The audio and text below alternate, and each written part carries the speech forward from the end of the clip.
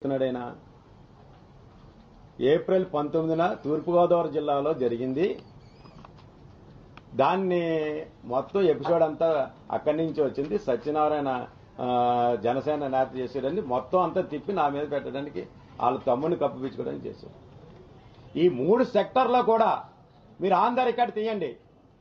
ఇదే దిల్ రాజు సోదరుడు శిరీష్ రెడ్డి ప్రకటించాడా లేదా? ఏమని ప్రకటించాడు?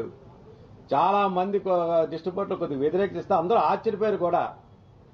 ఎవరు ఏమనుకున్నా సరే నా మాట ఏసియన్ సునీల్ అంటే సురేష్ బాబు మా మాట ఒకటే.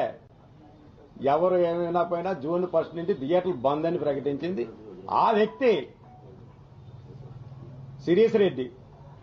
వాళ్ళ తమ్ముడిని కప్పిపుచ్చుకోవడానికి ఇది మొత్తం అంతా మా పార్టీ మీద నా మీద రుద్దడానికి ఇది అతను దుష్ట ప్రభావంగా చేశాడా లేదా? అది వాస్తవా కాదు? ఆన్ ద రికార్డులు తీయండి. 3 ఆటలను కూడా తొడగొట్టి మరీ చెప్పాడు శిరీష్ రెడ్డి.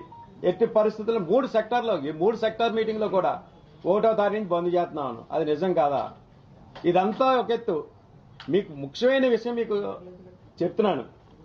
అసలు ఏప్రిల్ 19 ఇక్కడ పుట్టింది అని ఏమీ తెలియలేనట్టు నంగనాచిలాగా మీరు ఆ మీడియాలో కూడా చూశారు కదా. ఏమీ తెలియని అమాయకుడు కమలాసన్ మించిపోయాడు ఆస్కార్ అవార్డు ఇవ్వచ్చు దిల్ రాజు గారికి. అందులో చూడండి ఆయన యాక్చువల్గా మీకు ఇదంతా జరిగింది గతంలో తెలంగాణ ఫిల్మ్ ఛాంబర్. ఇది దీని సారాంశం ఏంటంటే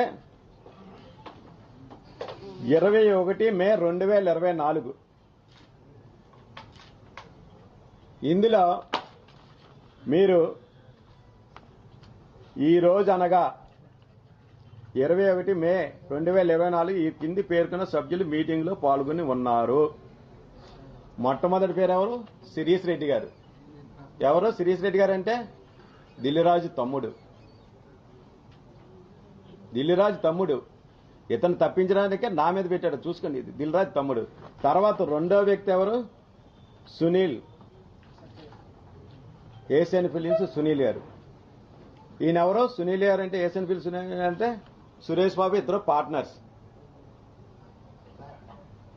సురేష్ బాబు ఇద్దరు పార్ట్నర్స్. వీళ్ళంతా కలిసి ఈ మీటింగ్ లో ఎగ్జిబిటర్ అందరూ మనుగడ కోసం చర్చించడం జరిగింది. సినిమా థియేటర్ మూత పడకుండా కాపాడుకోవడానికి మాలో మేము తీసుకున్న నిర్ణయం.